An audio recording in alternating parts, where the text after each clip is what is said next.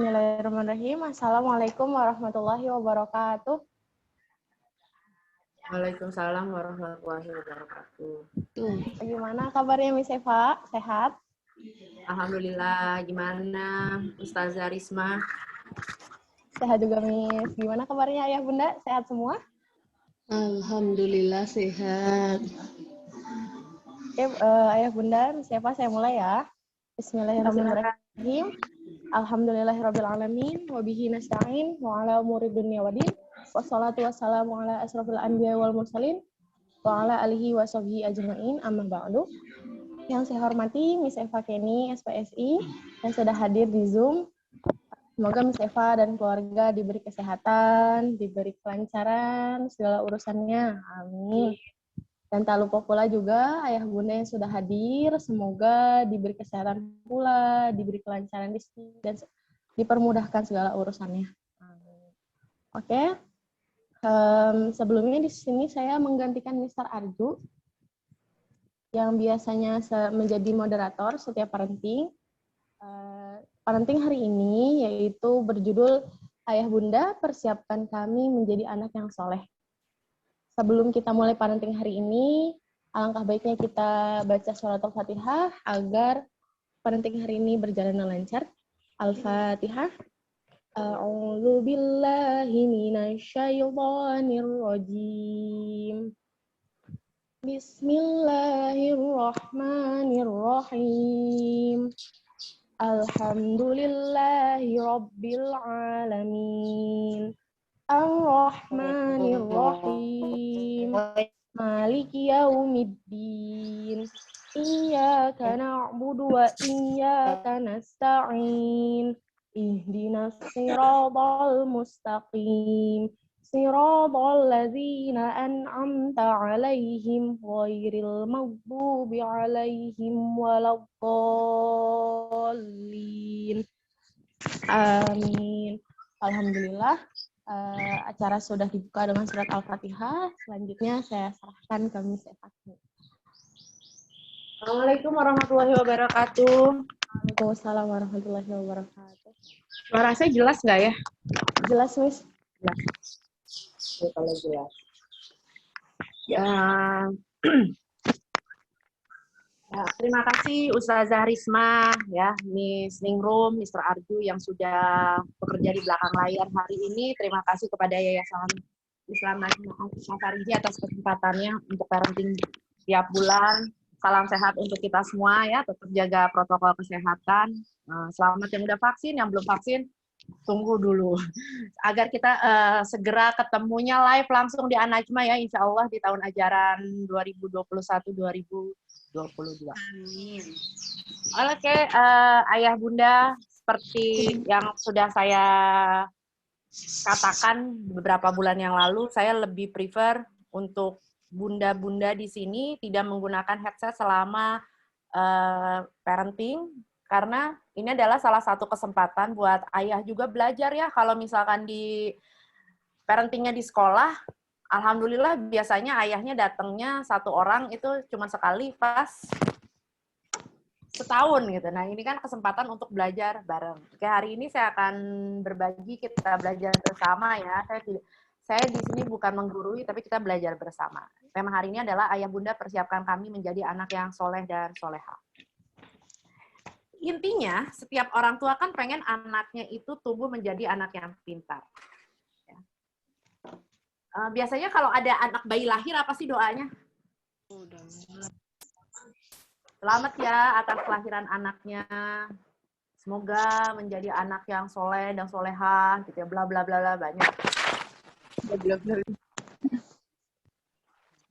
Jadi setiap orang tua itu, yang tadi saya bilang, pengen punya anaknya tumbuh jadi anak yang pintar, patuh sama orang tua, patuh sama perintah orang tua, ya, taat sama aturan agama, dan memiliki akhlak yang mulia seperti anak-anak yang soleh dan soleha. Nggak ada orang tua yang doanya ya baik, semua pasti doanya baik-baik gitu ya. Nah, sorry.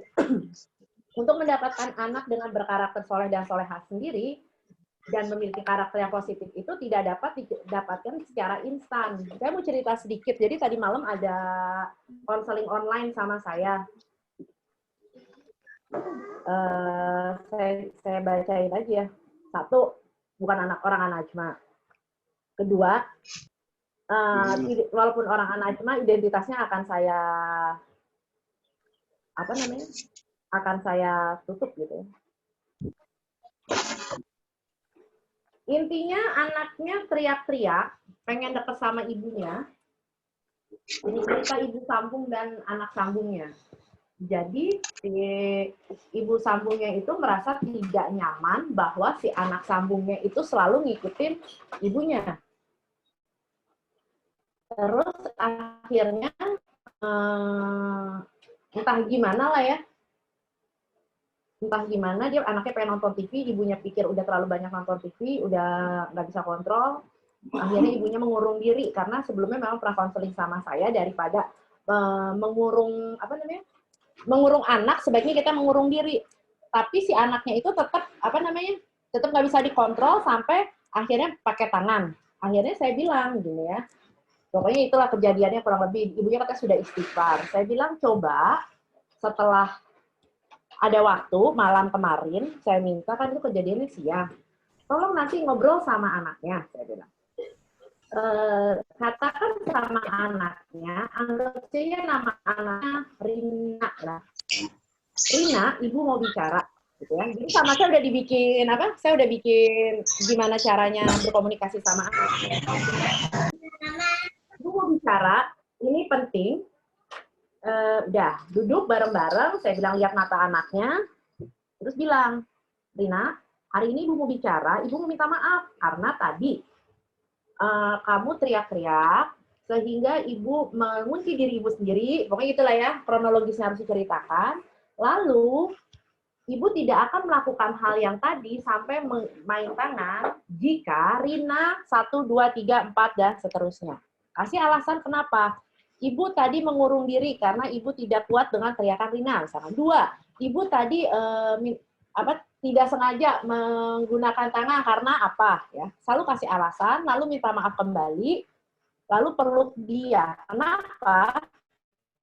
Dia luka batinnya terobati. Nah, udah gitu, tadi pagi saya bangun karena itu kan kondisinya settingnya malam banget ya.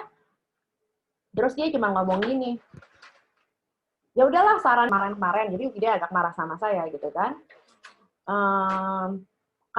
Intinya pasti bakal kejadian lagi gitu lah. Mau menggunakan saran Miss Eva juga bakal kejadian lagi. 1, saya bilang gini, tidak ada segala sesuatu yang memproses perilaku positif anak itu instan. Ini anaknya usianya taman kanak-kanak, ya.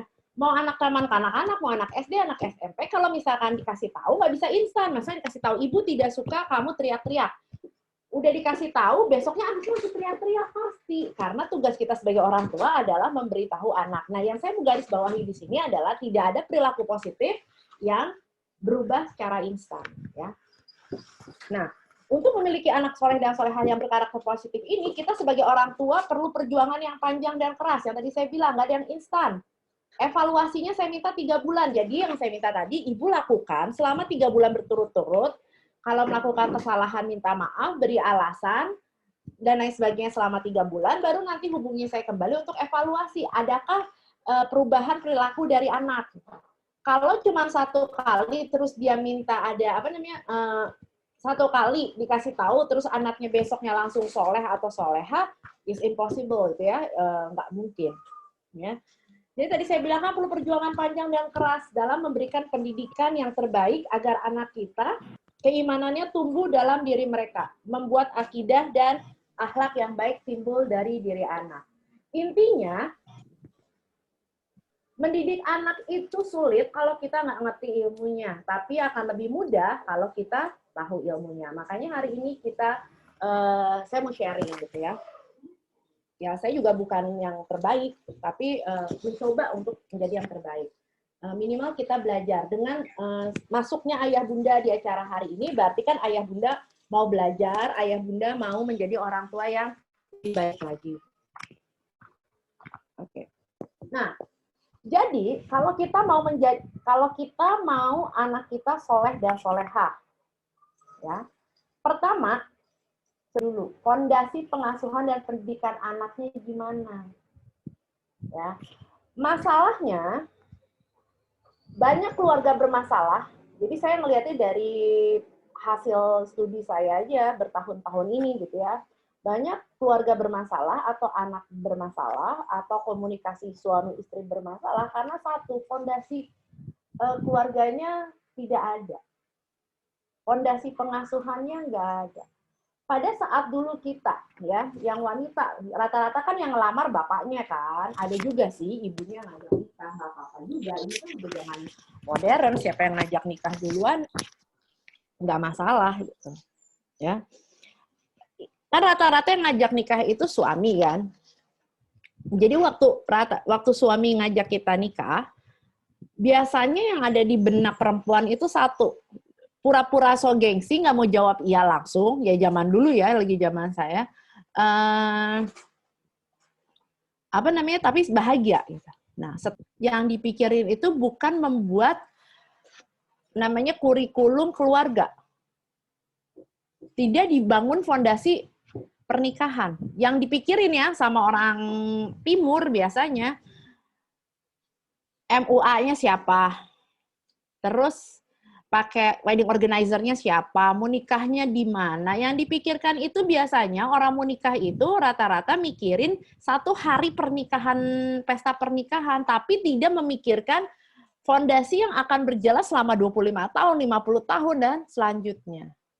Ya. Jadi keluarga itu, suami istri itu harus memiliki fondasi keluarga, fondasi pengasuhan, fondasi pendidikan anak. Ya, karena apa? Karena keluarga merupakan pendidikan pertama dan utama bagi anak ya dalam membentuk kepribadian dan karakter setiap individu. Kita dari pihak sekolah hanya supporting system yang menentukan 100 ya.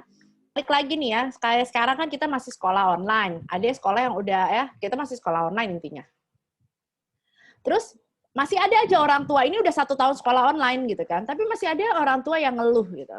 Berapa hari yang lalu juga ada yang masuk, orang tua bilang, pokoknya dia panjang lebar, intinya sih saya tahu, WA-nya panjang banget, intinya dia kesel sama sekolah online, kalau saya simpulkan ya, intinya dia kesel sama sekolah online, gara-gara sekolah online, anaknya kecanduan main game, kecanduan handphone.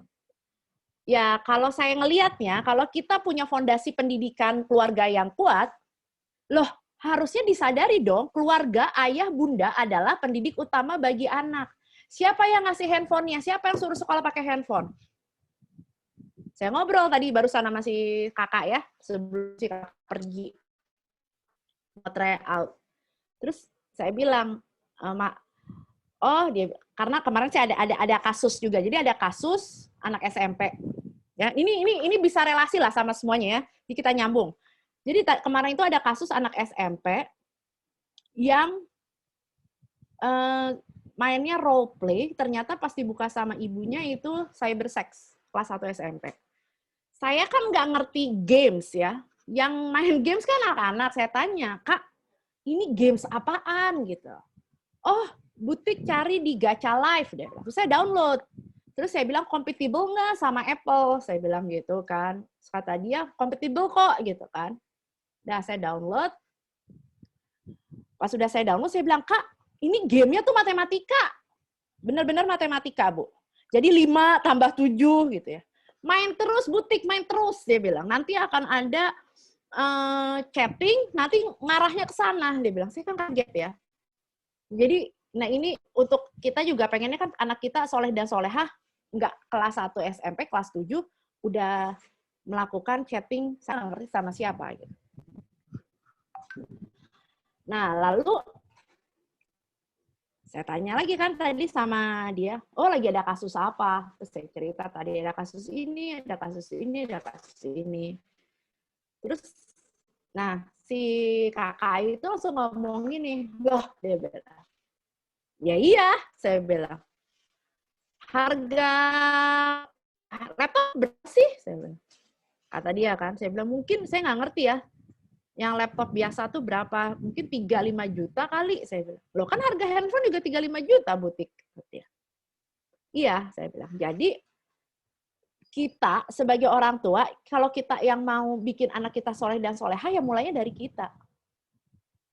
Ya. Sekolah online disalahin, anaknya jadi si handphonenya siapa, Ibu, Mbak? Sekolah online ya. Kalau di keluarga saya, sekolah online menggunakan laptop 14 inch. Standarnya begitu. Karena sebelum sekolah online, ya biasanya pada nanya sama saya kan, udah sekolah online nih, gimana nih, handphonenya rebutan. Ya udah, pakai aja laptop bekas orang tuanya. Kalau enggak, emang beli aja laptop. Gitu. Kalau misalkan yang uangnya masih terbatas, ya sudah beli aja netbook yang 10 inch. Yang penting pakai laptop dan netbook. Kejadiannya, jadi semua anak masih terkontrol dalam penggunaan handphone. Kan kita mau anak kita jadi soleh dan solehah. Kontrolnya dari mana? Dari orang tua. Kalau orang tuanya punya fondasi keluarga, semua bisa disetting dari awal. Peran penting strategis dalam mengantarkan pendidikan putra-putrinya. Jadi jangan nyalahin sekolah online. Ah, enak banget ya gurunya. Ini Ustazah Risma nih, di rumah doang digaji. Halo, kerja ya. Senyum-senyum lah dia. Mana Miss Ningrum? Tadi ada Miss Tianti. Kita digaji, kita kerja. Wah, Miss Eva enak banget ya. Di rumah ditransfer. Kan saya kerja, Bu. Ya, jadi intinya kalau misalkan orang tua itu sadar bahwa pendidikan ada di putra-putrinya, nggak akan pernah komplain. Terus ada lagi. Nah, ini keberhasilan orang tua dalam mendidik anak sangat tergantung pada kecakapan pola asuh yang dimiliki. Ya. Jadi kalau punya fondasi pengasuhan, misalkan fondasi pengasuhan tuh gini, jadi ya nanti kalau misalkan ngobrol sama suami bisa, kalau yang belum punya fondasi pengasuhan, Pak, kita sudah menikah 10 tahun, ternyata setelah aku belajar parenting, kita tuh nggak punya fondasi pengasuhan, pantesan ya, si kakak jadinya kecanduan handphone, si adik jadinya tidak malas sholat, gitu kan. Saya ada juga yang ada orang tua komplain sama saya, jadi kan kalau di sekolah Islam, kayak di An-Najmah, di sekolah Islam yang lainnya kan, harus nulis ya, sholat subuh apa enggak, sholat zuhur apa enggak, dan seterusnya. Ibunya ngeluh gitu, karena dikomplain terus sama gurunya, itu nggak pernah ditik-tik-tikin. Saya bilang, ya emang kalau nggak sholat, kenapa harus ditik? Kalau misalkan ditik, berarti kita mengajarkan ketidakjujuran sama anak kita. Terus saya bilang, ya sudah begini Bu, jadi kalau ibu mau sholat, ajakin anaknya. Kalau bapak sholat, ajakin anaknya, ibunya senyum-senyum. Senyumnya ada arti banget. Udah gitu akhirnya pada sesi konseling saya sama anaknya, saya tanya, boleh tahu nggak jadwal? Jadi saya sesuaikan kan. Boleh tahu nggak jadwal kamu bangun tidur jam berapa? Aku sekolahnya jam 7:30, aku bangunnya jam 7. Kamu sholat subuh nggak? Enggak. Emang nggak dibangunin sih, tapi aku ngantuk. Soalnya aku tidurnya malam. Sholat zuhur nggak? Enggak. Kenapa? Habis mamah nyuruh doang, mamahnya sendiri enggak. Ya. Kalau ada fondasi keluarganya oke, nggak akan kejadian kayak gitu. Keluarga merupakan pendidik pertama dan utama bagi pembentukan pribadi dan karakter setiap individu. Tadi saya bilang sekolah cuma supporting. Saya lagi bagian terkecil dari sekolah, dan saya bagian lebih terkecil lagi untuk membantu orang tua itu. Orang tua memegang peranan penting dan strategis dalam pengantar pendidikan putra-putrinya ya.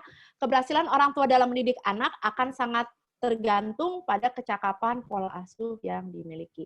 Nah, sekarang kalau sudah punya fondasinya, sekarang kita sebagai orang tua tuh punya tugas. Tugas buat orang tua tuh apa? Satu, mempersiapkan anak menghadapi zamannya. Ya, seperti Ali bin Abi Thalib ya. Ajarkan anakmu sesuai dengan zamannya. Sekarang, kemarin-kemarin saya kan ngomongin tentang anak alfa. Generasi alfa. Generasi alfa adalah generasi yang lahir di saat gencarnya informasi dunia digital. Pada saat anak keluar lahir, sudah terpapar sama gadget. Sekarang sih belum ketok palu ya. Sekarang itu yang lahir itu, anak alfa itu lahir dari tahun 2010-an deh, sampai 2019 kali ya. Karena sekarang katanya anak yang lahir tahun 2020 itu udah bukan generasi alfa lagi, tapi COVID baby. Ya, anak-anak yang lahir sekarang itu namanya COVID baby, gitu, tapi belum ketok palu sih. Nah, COVID baby itu karakternya beda lagi. Jadi kalau COVID baby, nanti misalkan anak kita sekarang baru lahir, apa umur 2 tahun, 10 tahun kemudian, ngelihat ibunya keluar rumah nggak pakai masker tuh aneh. Terus kalau kita bilang, oh dulu ya, lagi kamu belum lahir, kita tuh nggak pakai masker. Dia tuh kayak gini, hidup nggak pakai masker. Gitu. Nah, ini karena COVID baby. Jadi menghadapi COVID baby, menghadapi anak generasi alpha, atau yang punya anak generasi Z, itu beda. Saya anak generasi Y.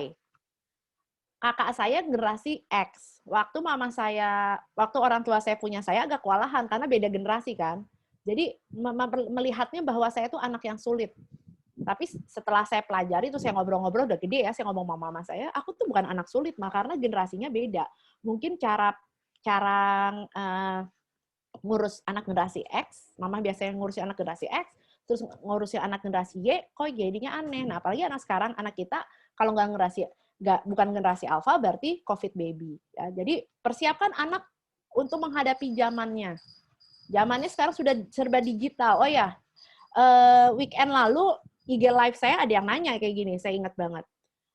Saya ini diajarin sama ayah orang tua saya sangat keras dan saya sukses. Dia bilang. Saya nggak tahu ukuran suksesnya berapa gitu ya. Jadi sekarang saya mau anak saya sesukses atau lebih sukses dari saya. Jadi pola asuh yang saya terapkan seperti pola asuh ayah saya dan ibu saya zaman dulu. Apakah itu sudah tepat, Miss Eva? Saya sampai ingat pertanyaan. Itu saya bilang, kan di agama kita aja suruh mempersiapkan anak sesuai dengan zamannya. Zaman dulu, zaman saya dikerasin, anaknya nurut. Tapi kalau zaman sekarang nyiapin anak, pengen jadi anak soleh dan soleha, kita kerasin kayak orang tua kita ngerasin kita dulu, nggak akan berhasil karena anak sekarang cenderung lebih melawan, gitu ya. Jadi itu harus persiapkan aman digital. Bukan nggak boleh pakai handphone, anak kita harus bisa pakai handphone karena sekarang bisa pakai handphone. Kalau dulu zaman saya beli bakso, itu pergi naik angkot dulu ke pasar, udah gitu baru beli bakso. Kalau sekarang enggak. Boleh pakai handphone, tapi sekedarnya, bukan handphone yang untuk sampai kecanduan. Nah, tugas orang tua juga mendidik anak menjadi soleh dan solehah. Ya, nanti gimana caranya nanti ada. Orang tua juga harus mempersiapkan diri mendampingi anak dan memanfaatkan teknologi untuk mengembangkan potensi mereka. Jadi teknologi itu bukan dimusuhin, tapi ditemenin, ya. Anak boleh menggunakan teknologi sesuai dengan potensi anak-anak kita. Anak kita itu nggak perlu handphone 24 jam, anak kita itu nggak perlu main game seharian. Apa yang dia butuhkan? Sekarang yang dia butuhkan karena sekolahnya online, dia butuh tahu Zoom, dia harus tahu Google Class, gitu ya. Dia harus bisa pakai Google Form. Nah, orang tuanya juga harus belajar. Jangan, udah, ribet, nggak ngerti, gitu. Dulu kan kita juga nggak pernah mikir bahwa, saya pribadi, saya nggak pernah berpikir bahwa hidup itu ada cukup nikmatnya sih. Jadi ada salah satu dari hikmah pandemi ini, saya bisa ngajar online, ternyata bisa menghasilkan dari rumah gitu. Kalau dulu dipikirnya yang menghasilkan dari rumah itu jualan online aja, tapi sekarang apapun bisa dihasilkan dari rumah gitu. Ya, jadi memang sekarang kita harus bisa memanfaatkan teknologi. Nah, tadi kan saya udah bilang, kata Ali bin Abi Thalib, didiklah anakmu sesuai dengan zamannya, karena mereka bukan hidup di zaman. Nah, sekarang kita tahu batasan soleh dan solehah itu kayak apa. Satu, anak soleh sama solehah adalah anak yang selalu taat menjalankan perintah Allah dan Rasul-Nya. Kedua, anak yang soleh sama solehah juga merupakan anak yang selalu menjauhkan diri dari segala perbuatan yang dilarang oleh Allah dan Rasul-Nya. Nah, contoh-contohnya, jadi intinya, mereka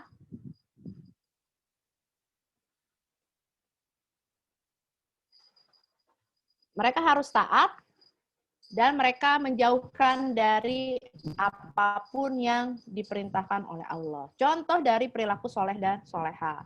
1, berbakti kepada orang tua. 2, sholat 5 waktu berjamaah di awal waktu. Ya. 3, puasa penuh selama bulan Ramadan, kecuali kalau ada uzur. 4, banyak melakukan amal ibadah sunnah, contohnya seperti puasa Senin Kamis atau salat rawatib. Selanjutnya, rajin bersedekah pada orang yang membutuhkan. Sedekah juga sebenarnya nggak sama orang aja ya, sama binatang, sama tumbuhan juga bisa. Menurut saya sih. Karena itu kan sama-sama makhluk Allah. Selalu jujur dan amanah dalam menjalani kehidupan. Nah, gimana anaknya mau jujur? Mamahnya, ini bapak-bapak dengerin bener nggak kata saya? Nanti kalau ada JNT datang ya, atau antar aja, bilang ya paketnya, kalau papa nanya, paket mama cuma 1. Padahal mamahnya adanya paketnya 5. Yang ngajarin gak jujurnya siapa? Ya, jadi selanjutnya, selalu rendah hati dan tidak pernah sombong, mudah memaafkan orang lain, Nah, itu adalah ciri dari anak soleh dan soleha. Terus gimana nih peran orang tua dalam mendidik anak alfa yang menjadi anak soleh dan soleha? Saya ngomong ini anak alfa dulu karena tadi saya bilang baby COVID itu belum resmi ya, belum resmi ada gitu. Masih generasi alfa. Generasi alfa itu yang tadi saya bilang anak-anak yang lahir sudah terpapar oleh dunia informasi digital. Anak-anak yang lahir di detik pertama kelahiran dia sudah mengenal gadget. Oh, anak baru lahir kok mengenal gadget? Iya, dengan misalkan bapaknya foto dia gitu kan. Udah langsung kena flashnya dari handphone. Oke. Jadi intinya, kalau kita mau punya anak soleh dan solehah, kita harus menjadi teladan. Solehkan diri kita dulu, baru solehkan anak kita. Gimana caranya? Tadi yang kayak tadi orang tua komplain anaknya amalan sholat di sekolahnya kosong. Ternyata kata anaknya mamahnya juga nggak rajin gitu kan. Jadi kita harus solehkan diri kita dulu. Kita mau jadi apa? Kasih lihat sama anaknya. Karena apa? Karena anak itu terlahir seperti kertas kosong kata John Locke. Anak tuh lahir kayak kertas kosong. Nah, kertas kosong ini terserah orang tuanya mau ditulis apa. Kan ada juga ya hadis yang bilang anak lahir yang menjadikan Majusi, Yahudi, Nasrani itu kan dari orang tuanya. Nah, jadi apa yang mau kita tulis di kehidupan anak kita itu adalah tulisan-tulisan orang tuanya. Karena ya itu tadi, anak baik-baikan lahir seperti kertas kosong. Lalu, mempunyai rasa ingin tahu yang tinggi. Ya. Baik orang tua, jadi orang tuanya yang tadi saya bilang, ini kan zaman digital. Ya, jadi ini kan zaman digital. Terus kita jangan cuman ya udah deh biarin aja anak deh. Nggak ngerti, apalagi emak-emak. Kalau punya gadget baru, pertama yang buka anaknya, yang ngoprek-ngoprek anaknya gitu kan. Kalau yang nggak mau tahu, nah kita sebagai orang tua pun harus punya rasa ingin tahu yang tinggi. Kita harus tahu apa yang ada di, misalkan udah terlanjur ya, ada yang bilang saya pernah baca, nggak tahu status siapa. Entah, ya pokoknya saya pernah baca dan yang saya ingat ada orang ini, alhamdulillahirabbil alamin bisa ngebeliin handphone anak satu-satu katanya. Anak satu-satu dari hasil keringat sendiri. Saya sih bukannya seneng loh. Terus di Facebook itu pada bilang, alhamdulillah ya katanya bisa beliin handphone anak saya, nggak like, nggak komen. Cuma saya bilang, astagfirullahaladzim, masa sih anak TK dibeliin handphone? Ya supporting sekolah online, kenapa nggak beli laptop aja? Saya nggak tahu sih harga laptop tuh berapa ya. Karena yang saya pakai beda lah. Gitu ya. Tapi ya menurut saya sih adalah harga laptop yang seharga harga handphone. Jadi orang tua tuh harus punya rasa ingin tahu yang tinggi. Nah, harus ingat bahwa anak itu peniru ulung. Orang tua harus melakukan karakter positif. Anak kita itu tidak belajar dari apa yang mereka dengar, tapi mereka belajar dari apa yang mereka lihat. Kenapa anak-anak sulit diberi nasihat? Karena orang tua, terutama ibu, lebih banyak berbicara dibandingkan memberikan teladan yang baik untuk anak-anaknya. Yang kedua, mendisiplinkan anak sejak dini. Jadi, kita harus mengajarkan hal-hal baik itu sejak bayi.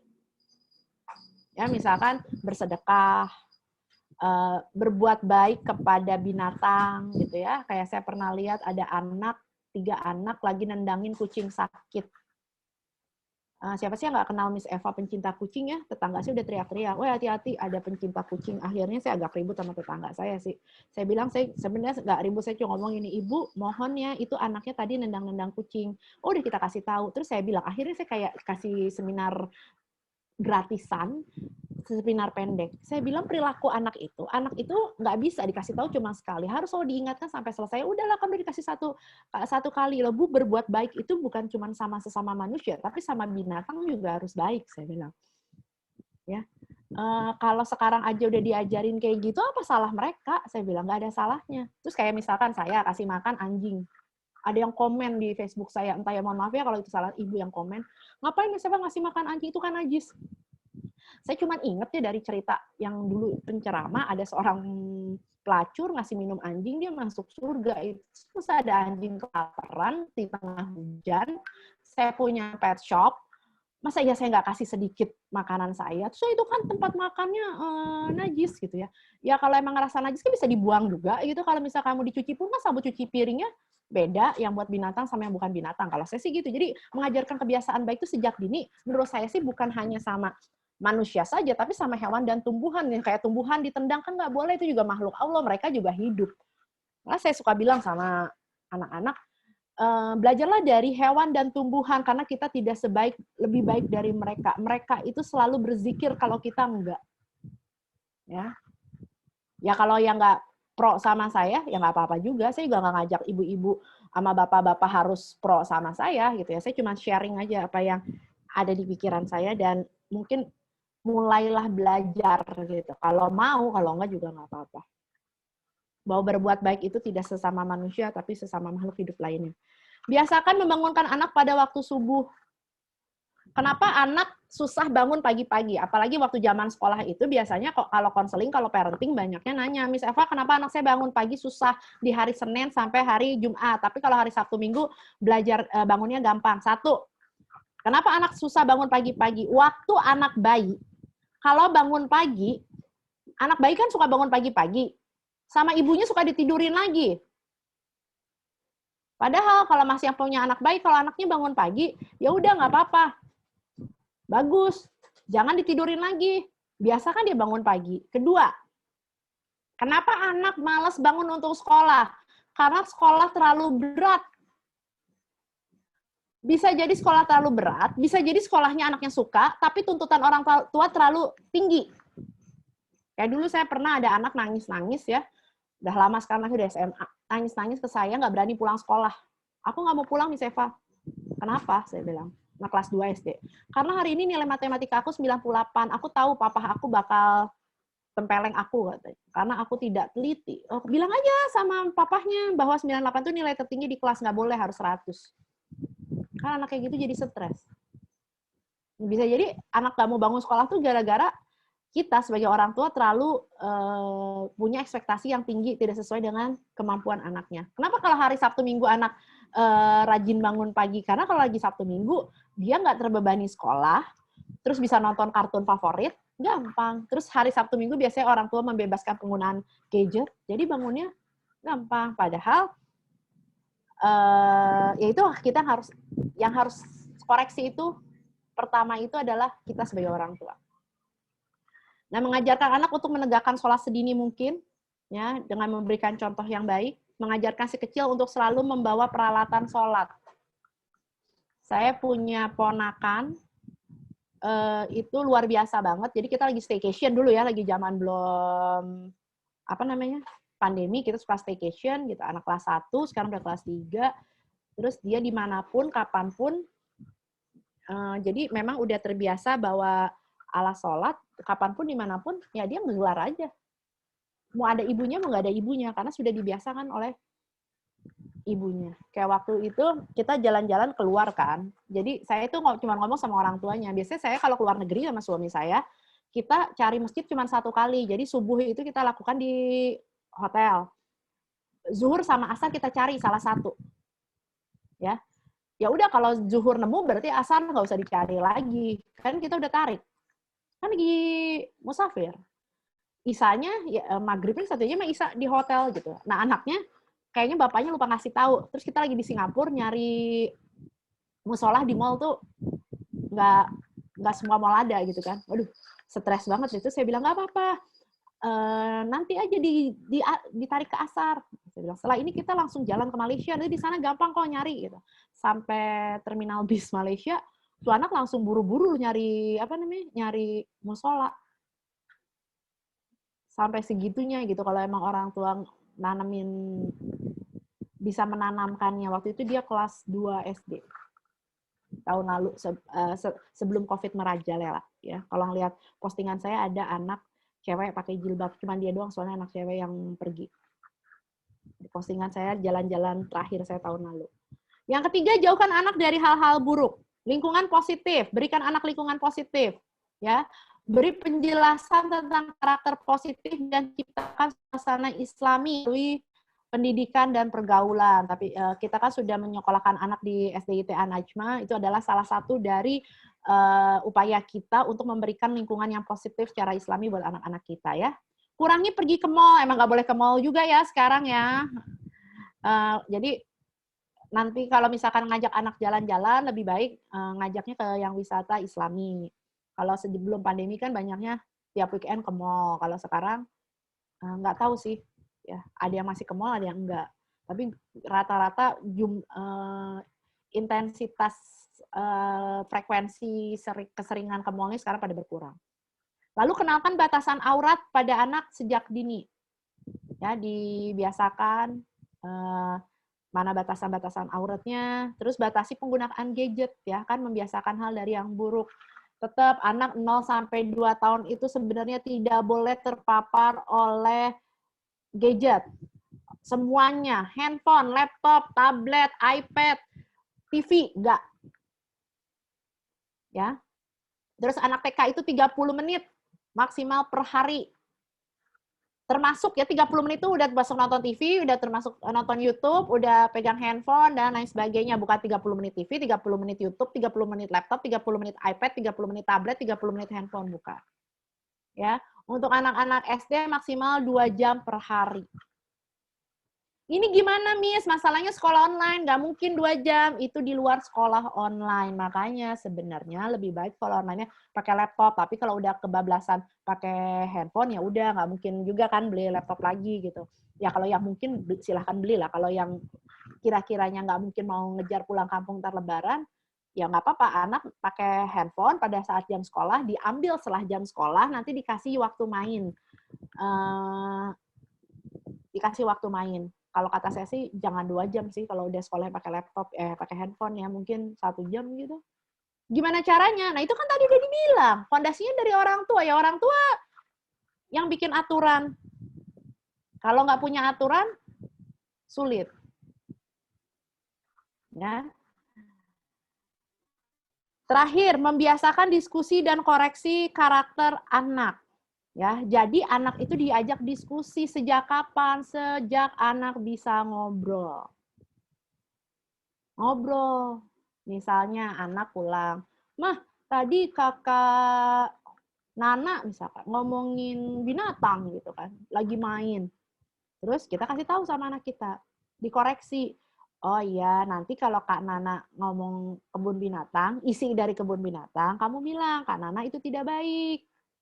Ya, dan kamu jangan ikutin Kak Nana." Terus anaknya ngikutin, kan tadi saya bilang nggak bisa merubah karakter anak seperti membalikan telapak tangan. Semua butuh proses. Lakukan pengulangan dan peringatan untuk membentuk kebiasaan. Ya, tadi saya bilang kan, tidak instan. Jadi selalu diulang-ulang. Tugas orang tua dari Allah itu untuk mengulang-ulang dalam memberikan pengingatan pada anak sampai hal itu menjadi suatu kebiasaan. Ya. Lakukan tindakan koreksi jika tidak sesuai. Jadi bukan dimarahin, dikoreksi.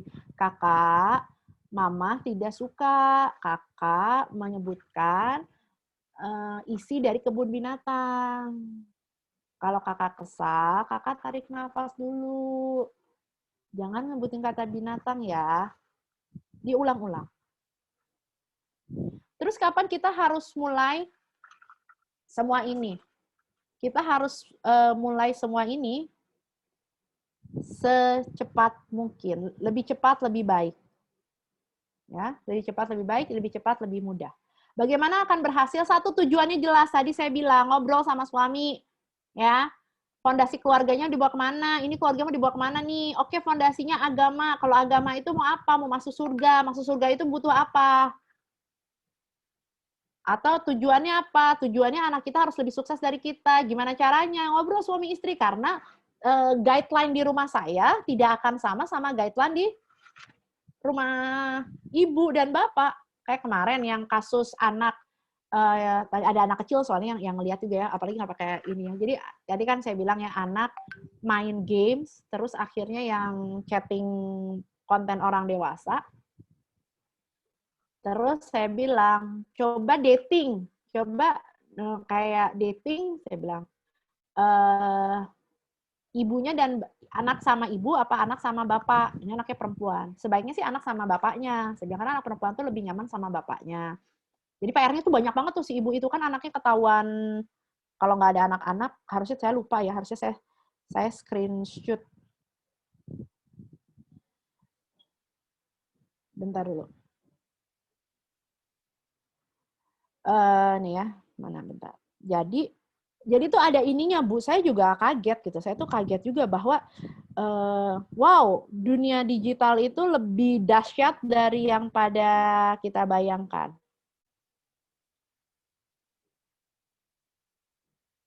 Mana ya? Bentar. Jadi ini ada mainannya apa? Saya dikasih linknya. Ini ada salah satu, ini ya, Mas, Ade mau dideketin ya Mas, tatap matanya, lirik bibirnya, dan sampai bawah chattingannya banyak banget dikasih lihat. Kan kita nggak mau kayak gitu kan. Terus saya bilang gini, udah, oh aku udah pergi kemarin, kan. Ini lagi kan, ke saya lagi kan. Kemarin sudah dating tuh pacaran bukan pacaran. Ya pokoknya pergilah berdua sama anak. Saya sudah pergi sama anak saya ke makan deh di sini nih. Ya udah dikorek-korek, udah ditanya seperti guideline yang saya minta. Intinya anaknya itu butuh teman curhat. Nah, saya bilang, nah, kalau anak cari teman curhat di salah tempat, kan akibatnya kayak gini. Berarti ada kekosongan nih, orang tua nggak masuk karena anaknya SMP. Anak SMP itu udah masuk remaja. Gimana cara ibu mendekati anak remajanya waktu bikin kesalahan? Ya biasalah mama marah. Padahal kalau kita punya anak remaja yang udah masuk anak remaja, kita udah nggak bisa marah, udah nggak bisa ngedikte anak kita gitu. Kita udah harus jadi teman mereka, ya. Udah jadi harus teman mereka.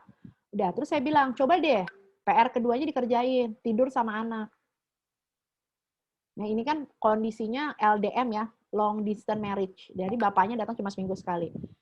Ajak ngobrol, saya bilang. Nah, tadi malam bapaknya datang, jadi dia belum update sama saya minta bahwa bapaknya tidur sama anak perempuannya, dan hari ini bapaknya harus pergi jalan-jalan sama anak perempuannya saja, yang untung anaknya dua, yang satunya anak yang kecilnya pergi bersama ibunya di waktu yang berbeda. Saya bilang, Bapak pergi dulu naik mobil, nanti ibunya nyusul, gitu. Karena di kota itu, di sini mobilnya cuma satu, saya bilang nanti ya naik Grab kayak apa, naik angkot kayak, pokoknya pergi. Gitu.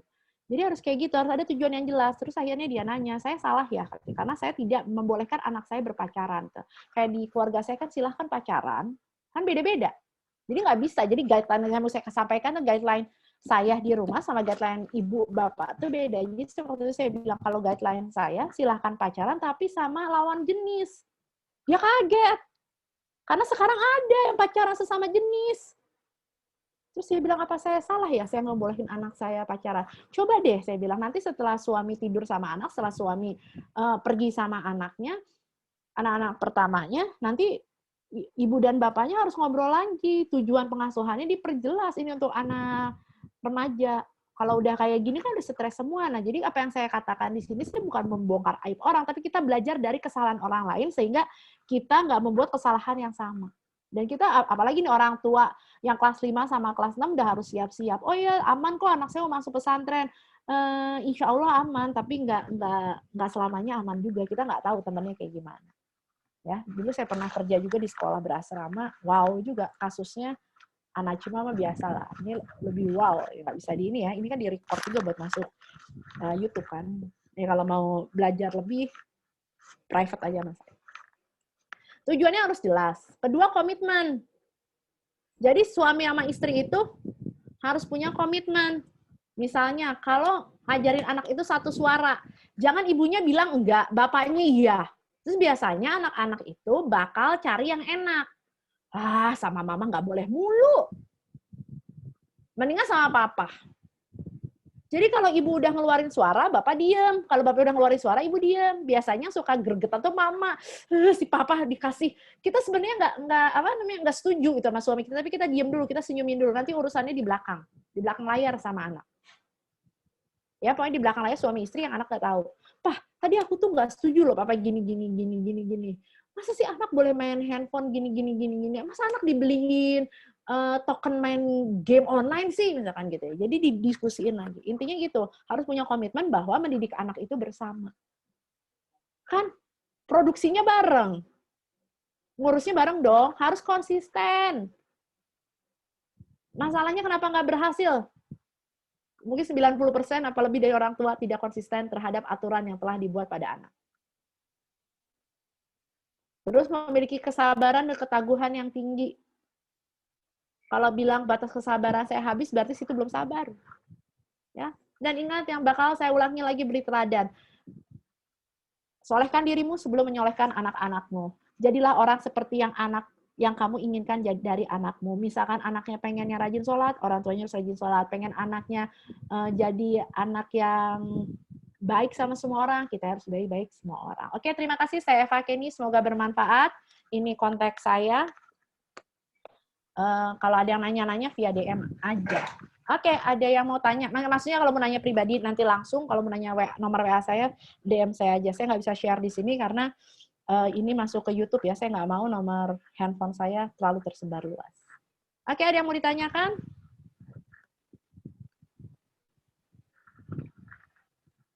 Boleh via chat atau apa namanya? Di chat ada ya? Oke. Dari atas ya. Benar itu, Miss. Terima kasih. Ibu Fuji, Umu Fahmi. Assalamualaikum, saya orang tua dari Elmira. Ini karena everyone ya. Jadi kalau punya pertanyaan yang orang nggak mau tahu dari siapa, silahkan langsung chat, ketik Eva Kenny. Ya, jadi yang saya bacakan, tapi saya nggak akan gini. Assalamualaikum, saya orang tua dari Elmira, nggak akan. Karena misalkan ini Mama Elmira tulis nama, to everyone, jadi saya bacakan. Tapi kalau hanya ke saya, namanya saya rahasiakan. Maaf, Miss, saya mau tanya, tapi di luar tema ya, biasa nggak apa-apa. Mengenai anak masuk sekolah tahun ajaran, orang tua kan inginnya masuk sekolah yang kualitasnya bagus, otomatis taraf pengajarannya di sekolah itu ekspektasinya lebih tinggi dari sekolah biasa, sedangkan anak kita IQ-nya biasa-biasa saja. Satu pertanyaan saya, udah tes IQ kah? Kalau udah, berapa rentannya? Apakah anak kita merasa terbebani atau bikin dia termotivasi? Tergantung bagaimana orang tua mempersiapkan anaknya. Apakah salah orang tua seperti itu? Enggak juga. Tolong masukkannya ya, Miss, dan penjelasannya. Sebelum dan sesudahnya saya ucapkan terima kasih. Maaf, Miss, ini ayahnya mendengarkan sambil kerja. Ya, luar biasa. Keren-keren. Ayah Elmira Hasifah Najwa. Keren. Ya, apalagi ini gratis loh. Nggak gratis sih, Bu. Ibu udah bayar. Udah bayar tapi nggak kerasa karena disatuin sama SPP kan. Ya, tadi udah saya jawab ya. Masalah IQ itu harus dites dulu. Masalah IQ harus dites dulu, tapi saya lebih merekomendasikan IQ itu dites setelah anak menuju dewasa lah, menuju remaja ya. Nggak usah anak TK tes IQ lah. Semua masih berkembang. Terus terbebani apa enggak kan tergantung orang tuanya. Tadi saya udah bahas semua itu. Ini Assalamualaikum, Miss, saya mau tanya, Sultan kan lahirnya tanggal 7 Desember 2016. Sebaiknya kapan ya masuk SD? Berarti sekarang 2000 berapa ya? 2021. Sekarang umurnya berapa? 17, 18, 19, 20, 21. 5 ya. 5,2. Berarti 2 tahun lagi ya. 5,2 Maret. April 5,3, Mei 5, Maret 2, April, Mei, Juni, Juli. 5,5. Berarti tahun depan, Bu, 6,5 sudah boleh masuk SD. Kalau ibunya mau anaknya lebih matang, 7,5 juga boleh. Itu tergantung kenyamanan ibu, tapi di tahun 2022 kalau 6,6 sudah boleh masuk. 6,6 dia ke 6,7. Ya tahun depan aja Bu 2022. Kalau 7,7 kayaknya ketuaan deh. Sebaiknya tahun ini TKA atau PAUD aja dulu. Kan 2016. Sekarang 2020 ya. 17, 18, 19, 20. Oh, salah saya ngitung. Sekarang berarti 4 tahun. Sekarang berarti ntar Juli 4,7. 4,7 masuknya TKA. 4,7 TKA, berarti masuk SD-nya pokoknya 7,7 deh, Bu. 6,7, sorry. Ya. Jadi sekarang TKA aja. Sebenarnya PAUD itu adalah TK juga. PAUD itu adalah pendidikan anak usia dini. Cuman di Indonesia agak kacau. Pendidikan anak usia dini itu adalah pendidikan anak dari usia 1 tahun hingga 8 tahun. Jadi sampai anak SD kelas 3 itu masuknya PAUD. Kalau secara internasional. Jadi Sultan boleh masuk TK tahun ini, nanti masuk SD-nya 6,7. Kalau ibu mau tuain 7,7 silahkan juga. Tapi 6,7 udah bisa. Oke, ada yang mau nanya lagi? Biasanya suka nanya ada yang di WA juga.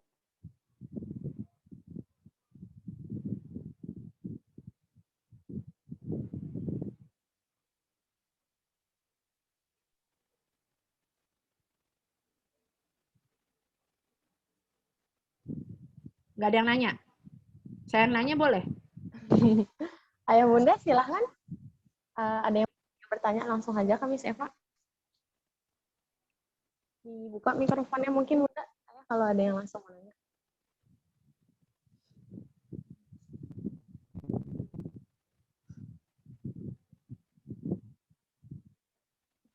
Silahkan Ayah Bunda, dinyalakan mikrofonnya jika ingin langsung bertanya. Sudah bisa. Nggak ada yang nanya. Saya tanya aja. Tadinya saya tuh mau ini. Boleh saya tanya? Satu-satu ya. Sebenarnya nanyanya nggak perlu sesuai, kan tadi juga kayak mamahnya Sultan kan nanya tentang anaknya sekolah gitu, umur berapa. Terus tadi juga mamahnya siapa? Hanifah ya. Siapa papa yang dengerin itu yang pertama Elmira. Mamanya Elmira nanya apa namanya? Kalau pengennya nyekolahin anak yang terbaik, ya mana ada orang tua yang mau nyekolahin anak di sekolah yang tidak terbaik gitu ya. Tapi kalau misalkan masih pandemi ini, kalau emang ada uang lebih, saya menganjurkan di sekolah swasta. Karena kalau di sekolah negeri nggak dapat apa-apa sama sekali. Ya itu sih dari pengalaman saya melihat keluarga saya gitu ya. Saya nggak ngeliat yang jauh-jauh dulu deh. Jadi anak-anak yang sekolah di SD negeri itu, aduh kayaknya ketinggalannya jauh banget gitu ya. Beda banget sama anak yang sekolah di sekolah swasta pun, kan sekolah swasta pun bertingkat ya.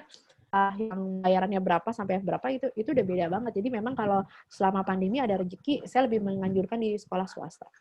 Minimal ada Zoom-nya, sekolahnya gurunya nerangin, nggak kayak di negeri. Kayak suami saya pernah cerita gitu, temennya nanya ke guru negeri, langsung si gurunya ngomong gini, ya udah anaknya nggak usah naik aja deh, ibunya banyak banget nanya nggak ngerti-ngerti kan. Ya kalau saya sih sarannya gitu, kalau ya berdoa aja ada rezeki lebih gitu, atau memang investasinya memang kan sebaiknya investasi di pendidikan gitu kan. Enak sih kalau menurut saya sih investasi pendidikan tuh ya bagus sih gitu ya. Ya saya ngerasain sendiri lah kadang gitu.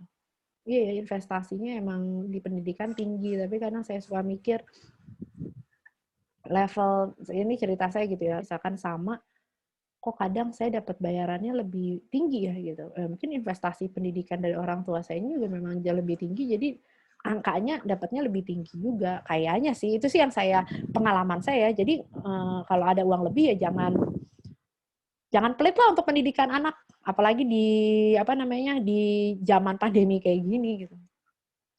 Oke?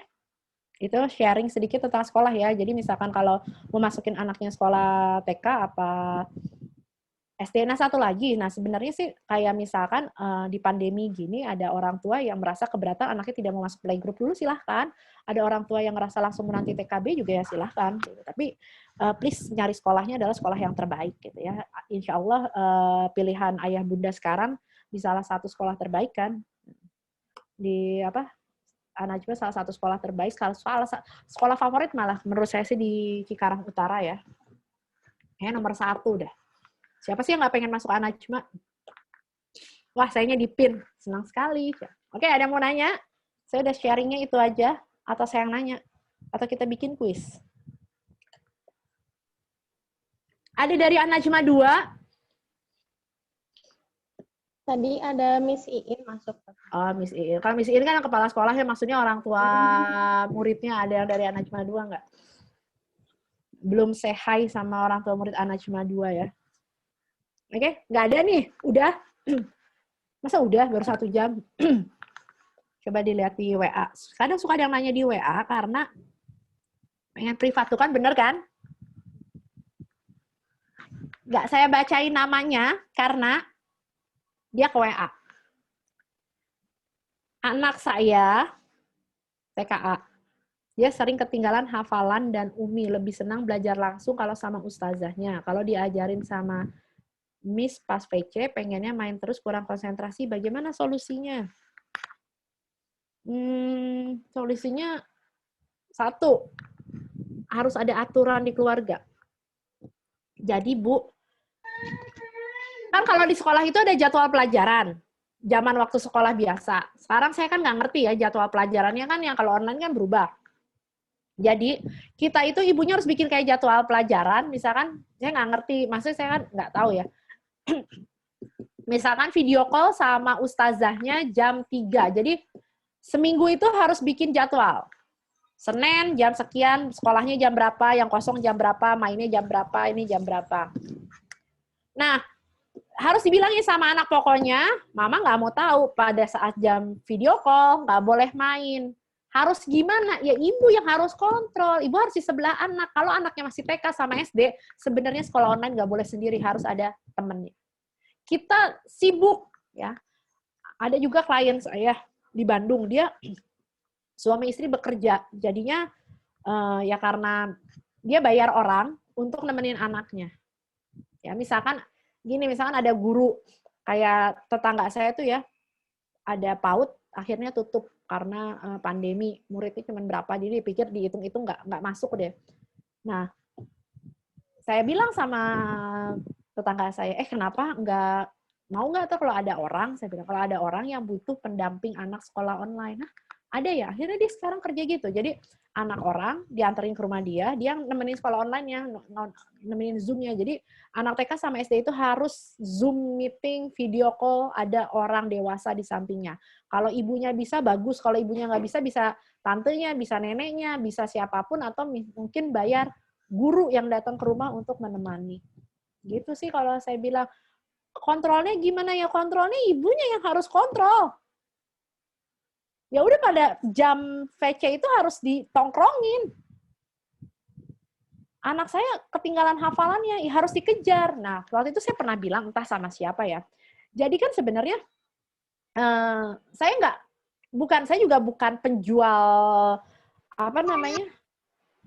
boneka yang ngaji itu loh. Itu bagus sih menurut saya. Tapi kalau misalkan nggak ada dananya untuk beli boneka yang mendengarkan suara murotal itu, toh sekarang pun bisa ada di YouTube gratis.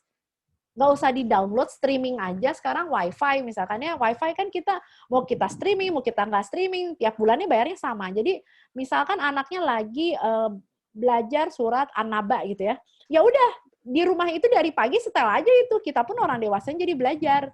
Kadang kan kita sebagai orang dewasa hafalannya ya, saya sih, mungkin kalau ibu enggak ya, kalau saya kayaknya hafalan saya lebih sedikit daripada anak-anak deh. Ini kita hanya belajar juga itu. Jadi yang lagi PR hafalan, diulang-ulang terus. Jadi misalkan ya diulang-ulang terus aja dari YouTube cari. Gitu. Pas lagi belajar harus ditemenin, mau nggak mau, nggak bisa. Harus ditemenin. Dianya lari, ibu kejar.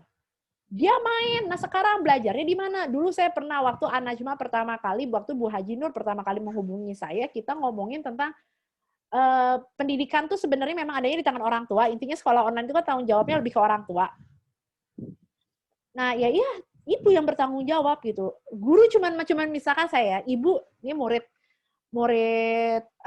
saya, misalkan murid saya Miss Risma ya, Ustazah Risma. Ustazah Rismanya lari cuma, Ustazah Risma, duduk ya, duduk, tapi kita nggak bisa narik, yang narik kan ibu, kita cuma bisa teriak-teriak. Sebenarnya Bu Ustazahnya gemes, kalau gua di situ udah gua gendong deh, gua udah dudukin lagi, ya nggak? Iya kan?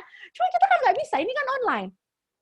Jadi tetap ibu yang harus ini. Nah, waktu itu saya bilang, sebelum sekolah online yang harus diperhatikan adalah lokasi sekolah online sendiri. 1, lokasi sekolah online tidak boleh dekat televisi.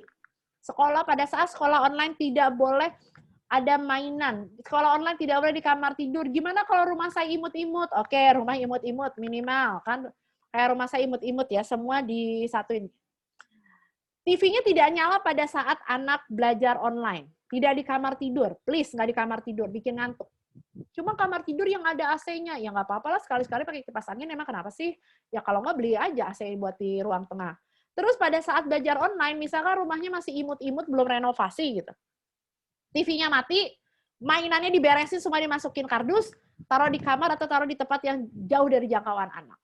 Kontrol 100% dari orang tua. Saya nggak bisa ngomong lagi ya. Ibu yang ngejar, ibu yang narik-narik. Tapi nggak boleh berantem ya. Misalkan anaknya seperti guru, kalau misalkan, memang ngomongnya enak. Saya pernah jadi guru TK, pokoknya saya pernah ngajar di semua level, dari TK sampai kuliah. Misalkan anak lari ya, ini pengalaman saya, anak lari, saya gendong. Tapi kan nggak pakai banyak ngomong. Yuk, balik lagi, belajar, udah diem. Kalau ibu-ibu, ya ampun kakak, udah lari-lari, itu nggak boleh, Bu. Ibu angkat, sekarang lagi video call sama ustazah, duduk. Anaknya ngamuk-ngamuk, duduk. Ngamuk kali, duduk. Makin lama makin keras. Maaf ya ustazah ya. Ustazahnya juga pasti maklumin paling tarik nafas. Tapi kan tarik nafasnya nggak akan ngeliatin gitu juga, cuman astagfirullahaladzim. Aduh kalau saya ada di situ ya. Ya Ustazah Risma ya, kalau saya ada di situ sih pengennya sih saya bantuin. Tapi kan saya online ya, susah ya. Kan ya kan? Nah begitu Bu ya. Pokoknya maaf ya, saya bukan ini. Tapi emang saya jadinya memang kuncinya di orang tua, kita cuma bisa teriak-teriak. Dari online nggak efektif. Assalamualaikum Miss. Mama Dipta. Gimana caranya ngasih tahu ke anak ketika belajar, anaknya suka cerita terus. Menurut saya sih wajar kalau saya tinggal kerja. Mungkin pengen ngobrol sama saya terus. Ibu tahu. Cuman ujung-ujungnya tuh kayak pengen ngalihin biar nggak belajar. Kalau mamahnya sudah ngebul nih biasanya nangis dijadiin senjata. Gitu mohon sarannya, terima kasih. Cuman kalau Viko sama Miss atau ustazahnya semangat banget. Bagus dong Bu. Jadi gini Mamah Dipta, Diptanya kelas berapa ya? Oh anak saya TKA. Belajar apa TKA? Saya suka bingung kalau anak TK belajar apa ya?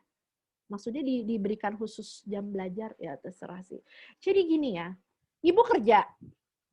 Pas ibu pulang kerja, mandi dulu. Sekarang nggak boleh nyapa-nyapa anak dulu kan. Sebentar ya, mandi. Hati-hati Bu, protokol kesehatan harus ketat ya. Tetap walaupun sudah vaksin juga harus ketat. Teman saya kena gara-gara dia lengah, pernah satu kali dia pulang kerja nggak mandi.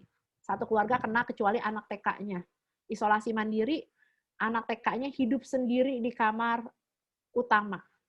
Jadi semua dikontrol melalui video call. Karena nggak bisa ketemu ibu, bapak, dan kakaknya. Nggak bisa anaknya dua. Jadi anaknya tinggal sendiri, yang lain berkeliaran di rumah, yang anak TK-nya di kamar. Ya. Jadi pulang kerja mandi, setelah mandi ibu nyapa anak, ibu harus punya waktu khusus sebelum belajar. Diptanya itu misalkan setengah jam atau 1 jam, hai Dipta, mama sudah mandi, hari ini gimana? Suruh dia cerita dulu, kelarin dulu ceritanya. Udah selesai cerita, sudah sekarang belajar yuk. Ingat Bu, anak TK itu umurnya berapa tahun? 4-5 tahun. Dipta itu cuma bisa konsentrasi belajar maksimal 8-10 menit, 10 menit belajarnya. Nggak usah dipaksa. Ibu nyuruh anak TK belajar dari 2 jam, ngebul, ya. Nanti mengakibatkan ada luka batin. Wah, banyak deh. Kompleks nanti masalah-masalah semasa dewasa timbul karena perilaku yang dilakukan oleh orang tua semasa anak di usia 0 hingga akhir balik, itu masuk ke inner child. Ya, isu-isu inner child itu banyak banget yang nggak selesai. Termasuk kita, masih banyak yang belum sadar. Jadi gitu, oke? Mandi, kasih waktu ngobrol anak, setengah jam apa 1 jam, belajar 10 menit, makan, mau belajar lagi boleh, balik lagi 10 menit. Jadi anak TK itu belajar 10 menit, ngobrol, belajar lagi, makan, belajar lagi. Gitu. Nggak boleh langsung bablas 1-2 jam. Terus anak TK belajar apa ya? Ada yang direct message, ada Mama Dipta. Oke, ini direct message saya nggak akan bilang. Miss Eva mau tanya, anak saya kalau disuruh belajar, oh yang tadi bilang keren banget kalau sama ustazahnya atau sama gurunya, berarti anaknya senang sekolahnya ya. Kalau sama mamahnya mungkin agak, mamahnya suka ngomel-ngomel jadinya nggak semangat. Miss Eva mau tanya, anak saya kalau disuruh belajar apa aja itu harus dipaksa dulu. Benar-benar dipaksa. Umur berapa? Kalau belajar di rumah dan karena kepaksa belajarnya pasti nggak fokus, ya pasti. Apakah kalau menghafal murojaah jadi susah banget buat fokus? Tadi kan kalau murojaah bilang di style-style berulang-ulang aja apa namanya surat yang lagi dipelajari kan lama-lama kedengeran hafal. Gimana ya caranya, kelas 3, gimana caranya merayu anak biar mau tanpa paksaan anak saya kelas 3? Kalau anaknya kelas 3 harus direview. Umur berapa anaknya masuk TK? Umur berapa anaknya belajar baca? Anaknya pernah masuk lembaga membaca enggak? Lembaga membaca yang membaca dengan huruf besar tidak? Saya tidak bisa sebut merek. Biasanya anak yang belajar baca lebih awal, anak yang dipaksa masuk ke tempat les membaca, apalagi les membacanya di huruf yang besar-besar semua. Biasanya pada saat masuk SD anak jadi malas belajar. Kenapa? Tadi saya bilang yang anak TKA, Mama siapa tadi? Mama Dipta. Anak TK disuruh belajar. Ini akibatnya di kelas 3. Bagus di kelas 3. Kadang di kelas 1 anak udah malas belajar. Karena apa? Karena ambisi orang tua anak TK pengen bisa belajar, pengen bisa baca, ditekan, padahal waktunya bermain. Pada saat anak harus belajar dengan benar, usia sekolah anak sudah tidak mau karena otaknya sudah, mohon maaf, Anda rusak.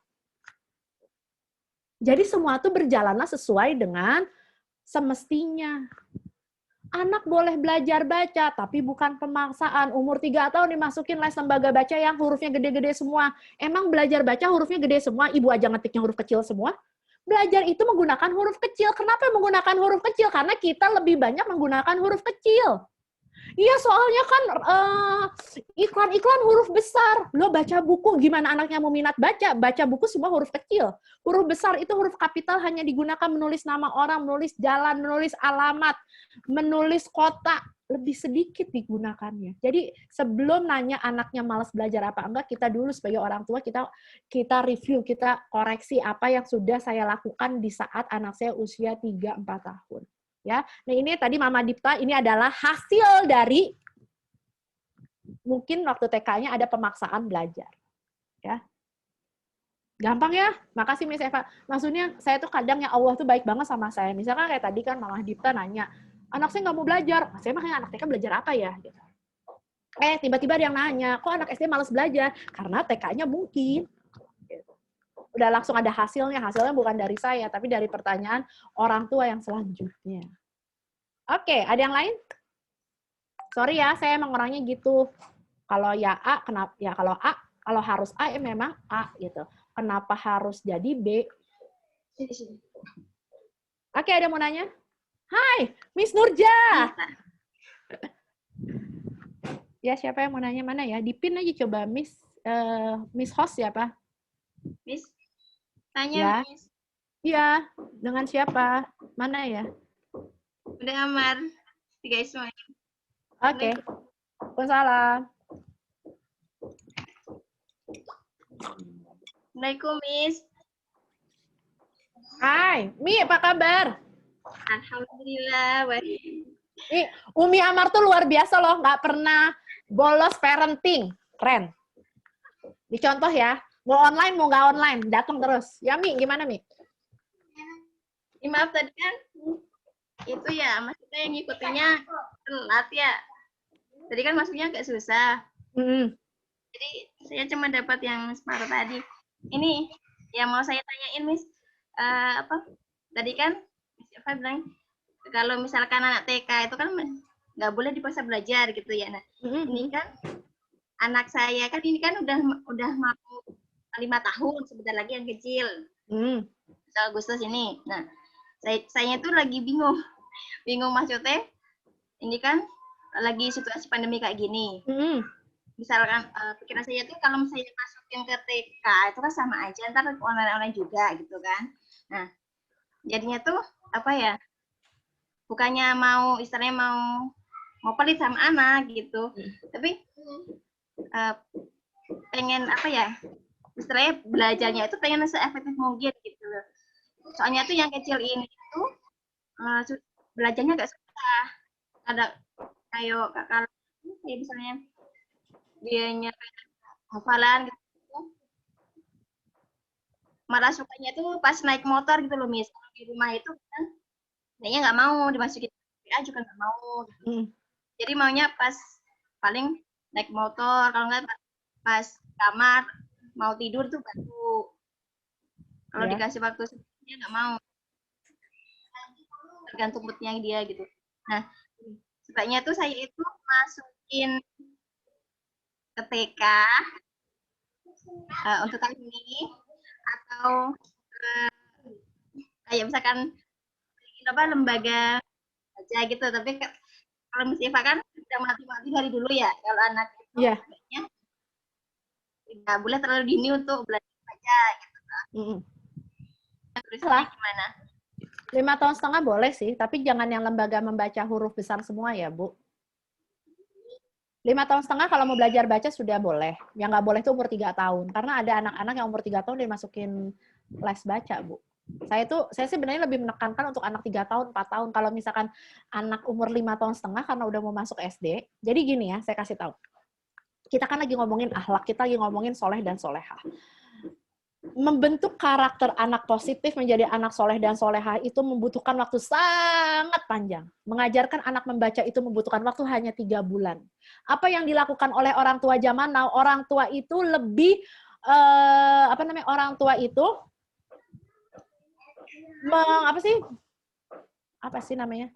Jadi orang tua itu lebih mementingkan anaknya belajar baca dibandingkan dengan anaknya belajar berperilaku atau berakhlak baik.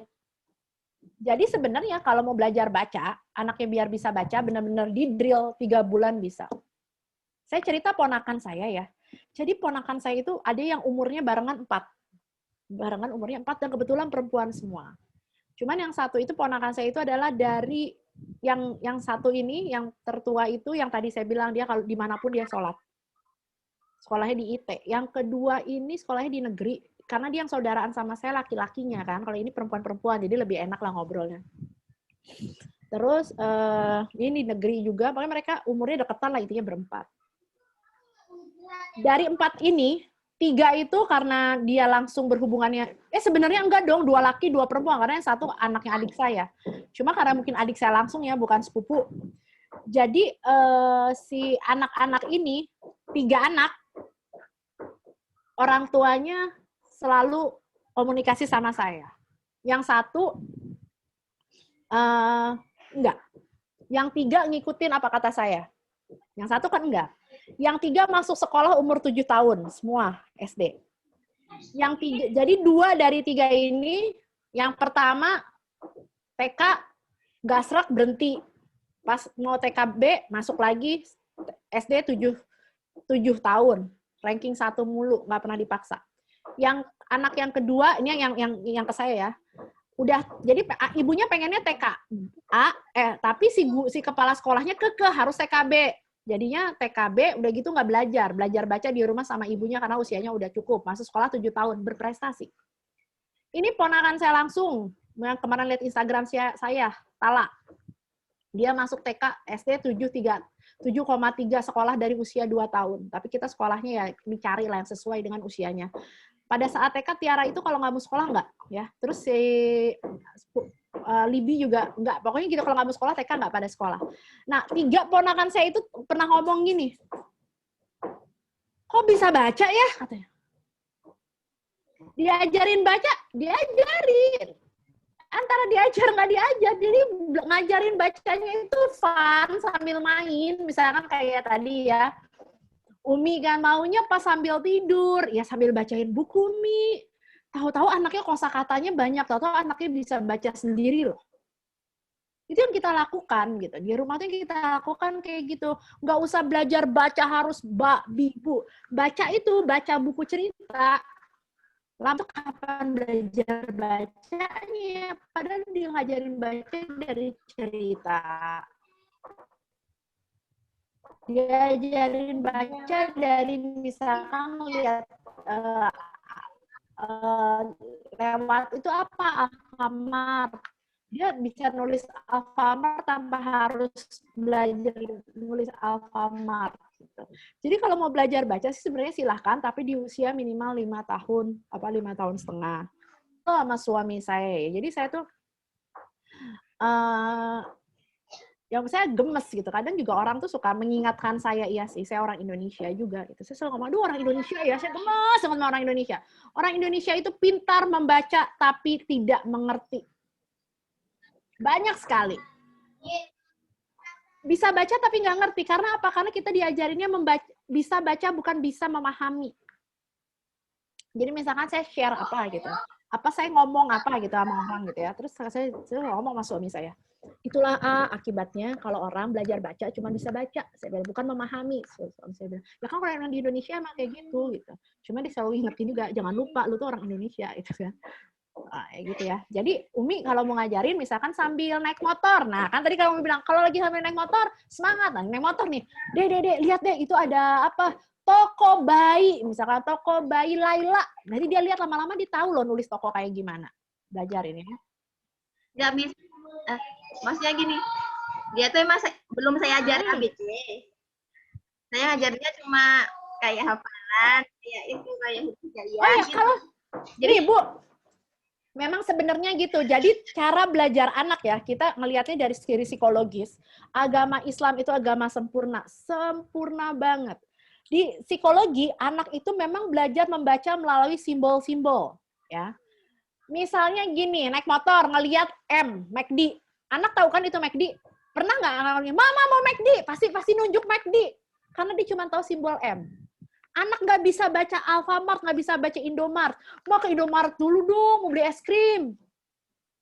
Nah, misalkan hafalan kenapa boleh, kenapa alfabet nggak boleh? Karena huruf hijaiyah itu sempurna. Itu adalah simbol-simbol.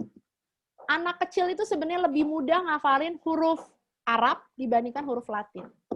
Karena Allah menciptakannya sesuai dengan kapasitas otak manusia. Jadi boleh ngajarin huruf hijaiyah, silahkan. Malah saya lebih daripada misalkan 3 tahun pengen ngajarin anaknya belajar baca Al-Quran dulu deh. Karena itu sesuai dengan apa yang harus diterima oleh otak anak seusia itu. Semua simbol. Saya ingat banget waktu sampai sekarang ya, waktu saya belajar ngaji, guru ngaji saya bisa tak, saya ingat banget huruf tak. Itu loh, kata guru ngaji saya, yang baso, yang di mangkok ada 2 baso. Itu kan bisa dianalogikan kayak gitu ya, entah itu boleh apa enggak. Cuman guru ngaji saya, jadi saya waktu, kalau basonya jatuh, pas lagi makan baso 1 jatuh di bawah, huruf ba gitu. Itu kan bisa dianalogikan seperti itu, seperti simbol-simbol gitu. Kalau huruf Latin kan simbolnya apa? Lebih sulit gitu. Jadi kalau agama kita tuh sempurna banget, silahkan. Nah kalau ngajarin huruf Latin, sambil naik motor suruh baca iklan-iklan. Nah atau nih ada kemarin mahasiswa saya ngefans banget sama salah satu mahasiswa saya. Kata dia sih memang salah satu terinspirasinya dari belajar psikologi sama saya. Namanya Melawati 18, bisa di follow di Instagram dia, tanya banyak. Jadi dia ikut komunitas Gerakan Binar bermain dan belajar. Terus awalnya dia kuliah Montessori sama saya, dia berminat, dia join di grup Instagram. Dia benar-benar soalnya saya itu penggunaan gadgetnya sekarang saya lagi diet gadget. Jadi laptop itu untuk bekerja, iPad itu untuk sosial media, handphone itu untuk komunikasi. Nah, ini dia itu setiap hari karena dia ikut bisa diikutin. Jadi dia ikut komunitas belajar bermain itu. Jadi tiap hari nggak tahu ya, ada aja yang dilakukan sama anaknya gitu. Terus dia ngomong, Miss, saya sama suami saya sudah memutuskan bahwa nanti anak kita akan sekolah di TKB saja. Menurut Miss Eva gimana? Saya bilang iya. Soalnya kalau masuk TKA, saya bilang kamu sayang banget, anakmu tuh udah pelajarannya udah lebih bagus sama ibunya ya. Ibunya memang sarjana pendidikan anak usia dini. Memang minat sama anak-anak, diaplikasikan ke anaknya gitu. Itu juga bisa menjadi solusi. Misalkan pandemi ini daripada misalkan anak ya, kita misalkan kelompok bersekolah online, daripada ibunya nanti sepaneng, ibunya kesehatan mentalnya terganggu, ya udah mendingan nggak usah sekolah aja, umur 3 tahun siapa yang ngewajibin sekolah. Terus sekolahnya via Zoom. Kata gurunya, angkat tangannya. Kan kalau anak playgroup kan banyaknya bergerak-gerak. Terus ibunya, aduh, udah sekolah, gue yang capek gitu. Ya kalau playgroup sih saya memang tidak menyarankan. Jadi kalau misalkan mau masuknya TKB nanti silahkan. Mau belajar sendiri silahkan. Ikut deh, itu apa namanya, yang seperti Mela ini ya. Apa namanya, ikut komunitas belajar. Itu setiap hari itu ada tugasnya. Kalau rajin, bagus. Misalkan ya sama lah sama yang TK itu. Saya udah lama juga nggak ketemu dia, jadi saya cuma komen-komen di Instagram dia gitu, terus kadang dia WA saya WA dia, saya selalu kasih apresiasi itu sama dia kan, biar dia senang. Hari ini saya senang banget deh lihat postingan kamu gitu. Harusnya semua orang tua itu yang punya anak usia dini seperti kamu, benar-benar mendampingi anaknya untuk sekolah di rumah. Itulah sebenarnya ya homeschooling gitu ya. Ini nggak apa-apa, misalkan mau ngaji silahkan ya, memang Allah sudah menciptakan sebegitu sempurnanya huruf-huruf Arab itu, silahkan ya. Belajar bacanya boleh masuk lembaga baca ya sekitar umur 5 tahunan lah. An ya, bukan pas. Kalau an itu berarti 5,1, 5,2 gitu. Umur 3 tahun, 4 tahun jangan terlalu dipaksa deh. Kalau mau diajarin baca, mendingan baca buku cerita. Baca buku cerita juga kan dia belajar. Ya, semoga bermanfaat nih. Kalau belum puas boleh nanya lagi atau yang lainnya. Oke, siap Miss Eva, makasih. Terima kasih, Miss. Sama-sama, saya juga baca lagi chat nih. Oke, ada yang lain? Anajma 2, Anajma 3, Anajma 4. Saya mau nyapa-nyapa kalau misalkan nggak ini. Ada siapa aja? Oh, ada Mama Agam. Ada Miss Iin. Yang buka-buka kamera, yang nggak buka kamera juga nggak apa-apa ya, sambil masak, sambil ngapain gitu. Yang penting kan kita waktu 40 menit lagi, kalau mau nanya boleh tanya apapun. Miss Nurja mau nanya, kita sudah lama tidak ngobrol-ngobrol, sudah 1 tahun, enggak dong, kemarin saya sempat ke Najma ya, waktu tes. Nanti bertanya pribadi aja ya, Miss. Pribadi aja, boleh, di WA saja. Oke, sudah tidak ada lagi? Saya cek WA saya lagi. Kadang suka ada WA karena nggak mau ketahuan orang.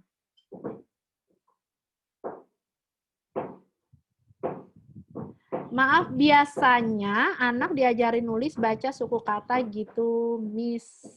Masih termasuk wajar kan ya? Saya ajarkan. Umurnya berapa ya, Bu?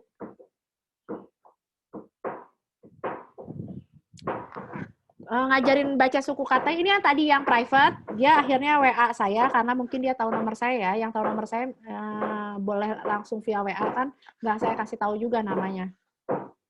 Yang tadi yang anaknya ini, biasanya saya ajarin nulis, baca suku kata gitu, Miss, baca jilid, usia berapa? Masih termasuk wajar kan? Kalau umurnya waktu 5 tahun, 5 tahun wajar sih. Tapi masalahnya ibunya ngomel-ngomel nggak waktu ngajarin anak? Itu pengaruh juga. Takutnya anaknya bosan atau ada masalah di kemudian hari. Saya suka ingat nggak boleh maksa, emang nggak boleh maksa, nggak boleh begini, nggak boleh gitu. Tapi kadang rasanya gergetan, rasa gergetannya itu,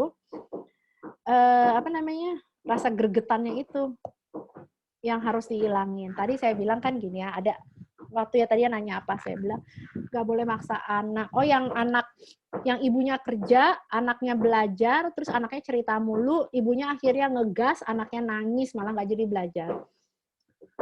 Itu kan akan mengakibatkan luka batin ya.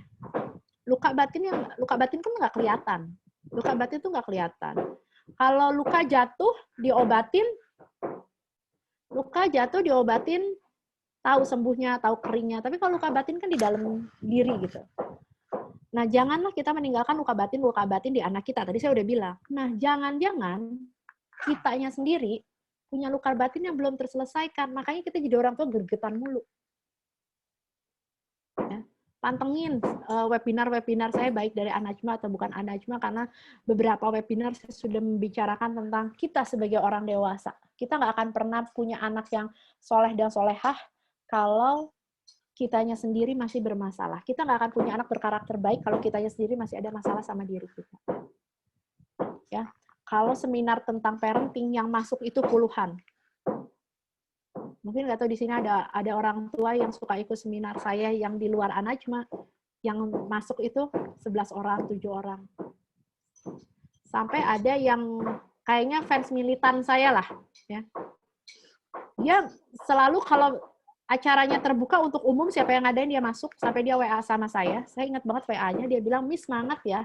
Walaupun viewernya sedikit." Saya bilang, "Oh, saya malah senang sekali. Malam ini viewernya hanya 7, karena target saya 3 orang. Hah, Miss Eva? Terus dengan mempersiapkan untuk, ya sama, saya persiapkannya seperti saya mau bicara sama 50, sama 100 orang, atau lebih dari 100 orang. Saya bilang, Bu, kesadaran orang tua untuk membuka dirinya, untuk mengenal dirinya itu kecil. Nggak bisa saya berekspektasi 52 orang ngedengerin saya pada saat saya berbicara tentang diri mereka. Kenapa nih ya? Yang temenan sama saya, nggak tahu ini saya masih taruh nggak di Instagram saya ya. Jadi minggu lalu, harusnya sih saya suka taruh di archive. Minggu lalu itu saya nulis begini. Saya tuh jarang banget bikin status. Saya jarang upload foto ya, karena saya memang saya ngikutin apa kata suami saya, masih nggak boleh banyak beraktivitas di luar. Jadi apa yang mau difoto gitu kan? Nggak tahu nih, saya taruh nggak ya?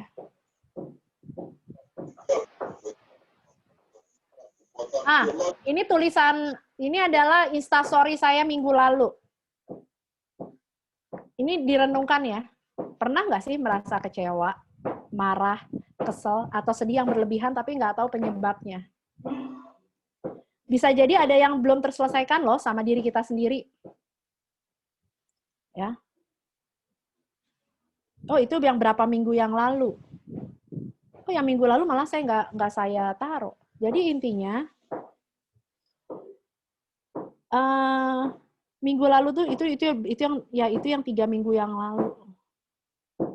Saya taruh di ini saya nggak ya?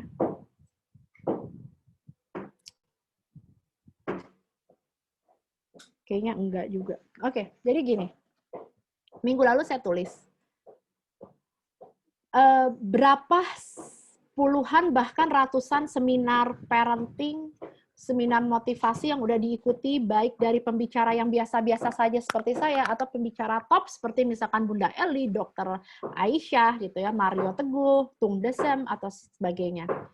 Tapi kenapa kita ngikutin seminar parenting udah ratusan, tapi kenapa sih kita sebagai orang tua udah di seminar parenting nggak pernah berubah? Tetap aja ngomelin anak. Tetap aja misalkan saya tahu nggak boleh maksa, tapi tetap aja pas lagi itu ngegas. Jangan-jangan ada masalah sama diri kita yang belum terselesaikan. Nah, saya mengajak orang tua untuk mempelajari dirinya dulu sendiri. Kalau kitanya udah mengenal diri kita akan lebih mudah mengenal anak kita, dan kita akan lebih mudah menggerakkan keluarga kita. Tapi ya tadi saya bilang, kalau misalkan parenting, orang tua semua pengen jadi orang tua yang terbaik, tapi mereka lupa bahwa diri mereka lagi ada masalah.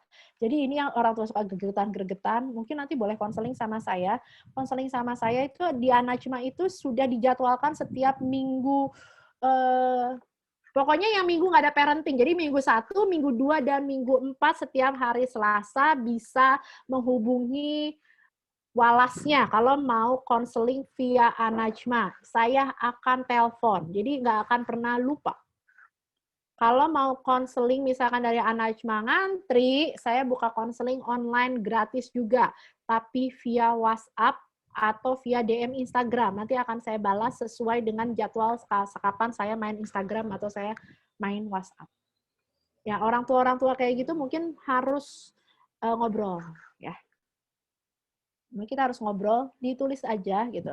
Nanti setelah acara ini, kalau acara ini WA saya, pasti saya bacain di forum. Ternyata saya nggak tulis. Oke, ada yang mau nanya lagi apa sudah? Instagram nggak ada yang apa namanya?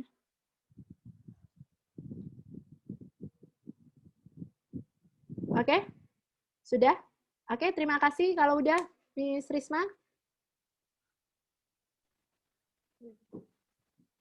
Oke, untuk parenting hari ini, terima kasih jazakumullah untuk ayah bunda semua, dan jazakumullah untuk Miss Eva.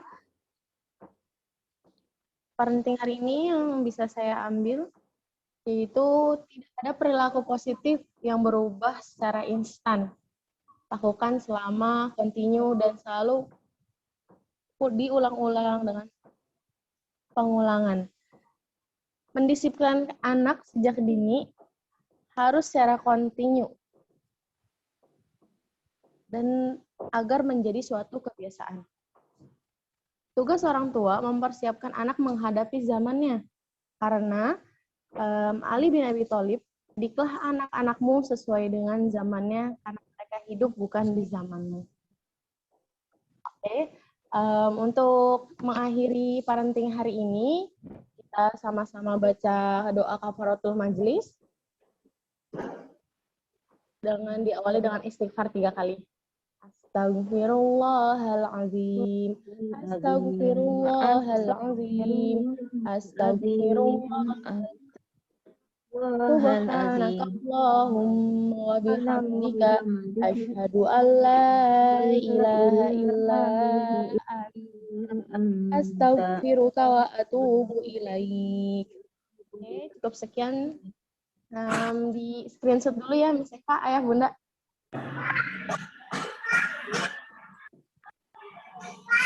Siap-siap ya Ayah Bunda, Miss Eva kita senyum. Iya. Dikit. Open cam semuanya ya, kameranya di on Ayah Bunda.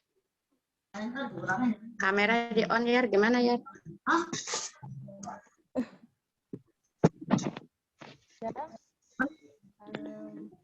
Masih ditunggu Ayah Bunda kameranya untuk dinyalakan. Semua on. Ada kata-kata yang salah dari saya, jangan dimasukin hati, mohon dimaafkan ya. Saya yang mungkin yang TK, yang kelas 1, An-Najma 2, yang belum kenal saya memang orangnya gitu. Ya jangan masukin ke hati, tanya aja sama kepala sekolahnya tuh di An-Najma 2. Ya sudah semua ya Bunda. Saya hitung ya. Senyum aja Bunda dari awal sampai akhir ya. Ya, nggak tahu kita di posisi yang mana soalnya ya. 1, 2, 3. 1, 2, 3. Sekarang slide yang ketiga. Ini kedua udah. Yang kedua Bunda. 1, 2, 3. Sekarang slide yang ketiga. 1, 2, 3. Oke, alhamdulillah, terima kasih untuk Ayah Bunda. Parenting hari ini ada 52 partisipan. Semoga apa yang kita dapat materi pembelajaran dari Miss Eva hari ini bisa kita terapkan sehari-hari. Amin. Oke, Miss Eva boleh Ya, saya izin keluar ya. Assalamualaikum, sampai jumpa. Waalaikumsalam warahmatullahi wabarakatuh. Maaf lahir dan batin, sampai bulan depan. Oke, untuk Ayah Bunda bisa leave Zoom meeting. Terima kasih saya ucapkan. Wassalamualaikum warahmatullahi wabarakatuh. Waalaikumsalam warahmatullahi wabarakatuh. Terima kasih semua. Makasih Miss. Ya, makasih juga Bunda. Masih